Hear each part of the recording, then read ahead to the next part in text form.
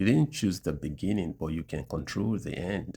For example, you didn't choose your country of birth, you didn't choose your parents, you didn't choose your skin, your childhood, your economic starting point. Some of us were born into stability, some born into survival mode, some grew up with books, some grew up with hunger. You didn't decide whether your father stayed, whether your mother struggled, or whether the school had electricity. You didn't decide whether a war, poverty, or corruption sat at your doorstep. And that truth can break you because when you zoom out, it feels unfair. You didn't choose your genetics. You didn't choose your early trauma.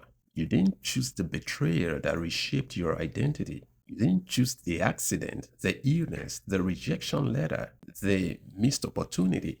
There are people who started 10 steps ahead of you. There are those who inherited network, capital, mentorship. There are those whose mistakes are absorbed by safety nets. And then there is you.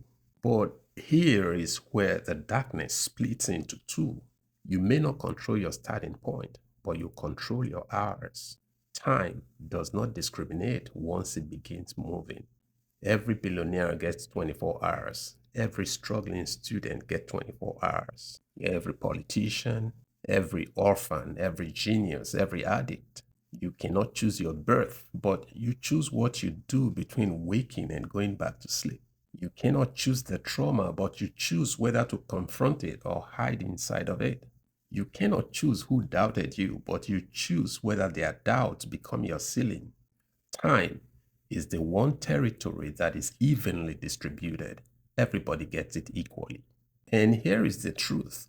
Most people don't lose because of where they started. They lose because of how they distributed their hours. Scrolling, complaining, waiting, hoping, blaming, waiting for miracles, waiting for validation, waiting for someone to discover them. But time isn't waiting.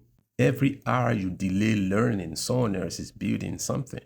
Every hour you hesitate building, someone else is refining.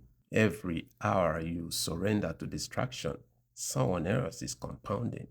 You cannot rewind childhood. You cannot undo yesterday, but you can weaponize today.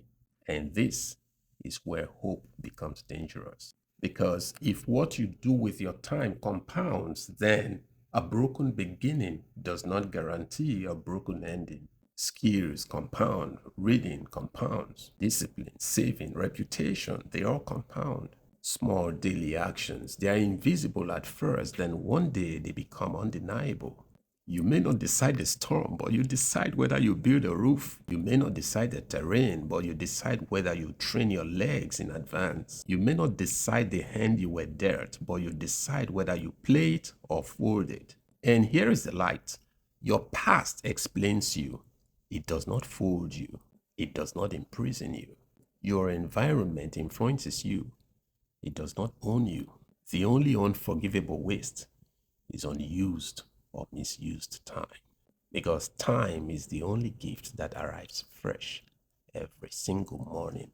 And when you decide to own your hours, to study when you feel tired, to build when you feel small, to practice when no one applauds, that is where your story begins to bend in a positive direction.